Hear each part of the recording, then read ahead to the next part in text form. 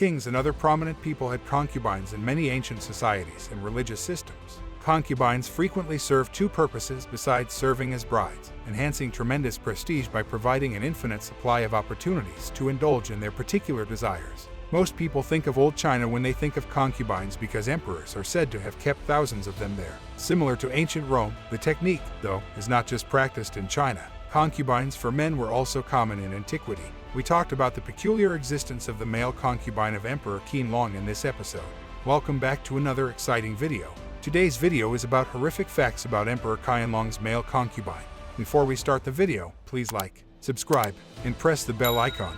The birth of Qianlong Emperor. Han Li ruled the Qing Empire from 1735 to 1796 and was its fifth emperor. His official downpour ran from February 8, 1796 to October 11, 1735.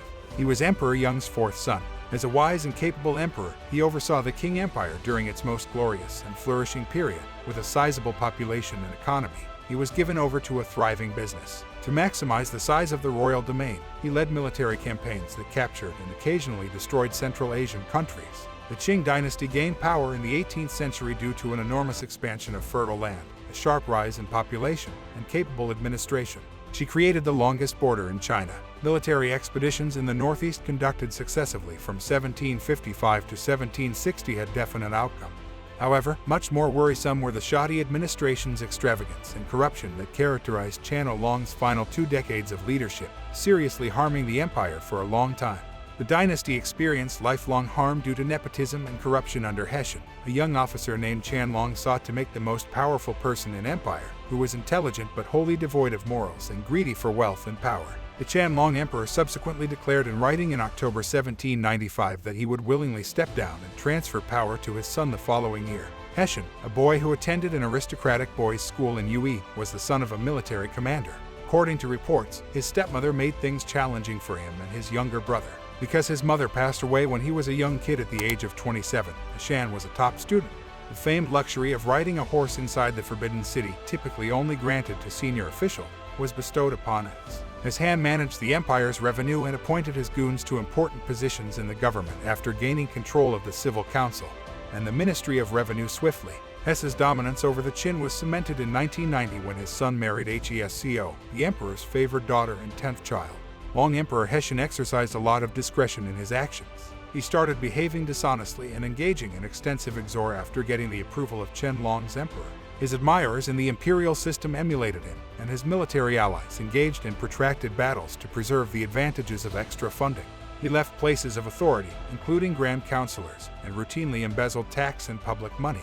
Over time, taxes were increased, putting the populace through yellow rivers and severe floods brought on by state corruption, resulting in the theft of funds intended to maintain canals and dams. Many people died of starvation due to the rising price of rice. The Qing dynasty was overthrown due to a century that began with this systematic corruption.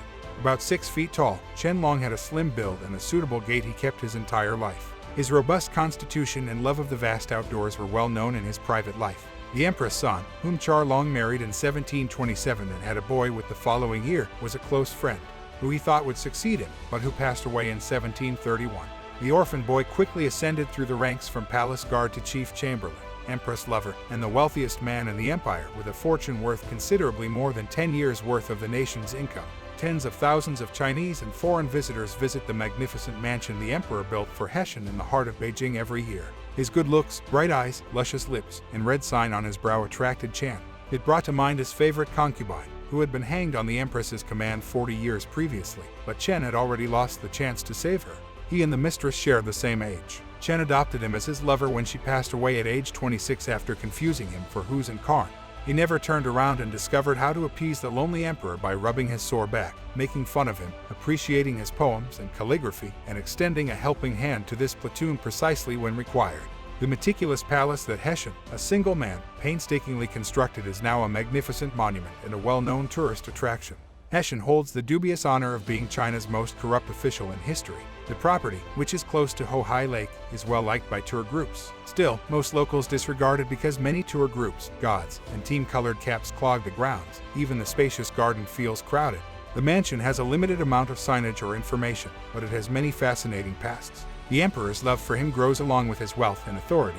He squeezed the business through a network of dishonest workers and placed his family in influential position.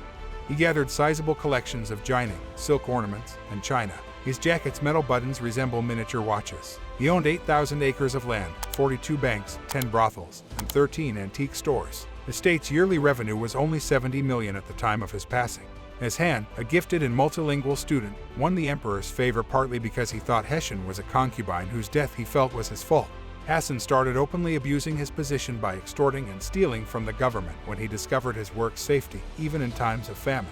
Before his death, he had amassed 600 modestly valued women for his harem, including 3,000 rooms spread across different mansions, 42 bank locations, and other vehicles. His total assets were later determined to be more than 1,100 million silver, which would have provided the Qing government with 15 years of imperial income. 240,000 silver taels were found in the Luqian area.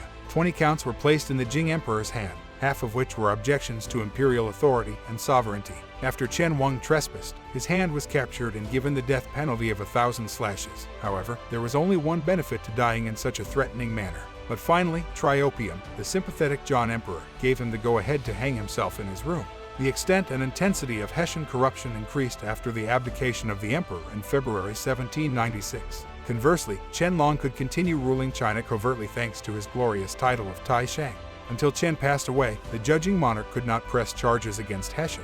Heshen and Minister Duo Jie were both taken into custody. Only 5 days of gradual slicing were imposed on him. He administered the discipline with golden silk at his house on February 22nd. Thanks for watching the video. If you enjoyed it, please like, share, and subscribe to our channel for more exciting content.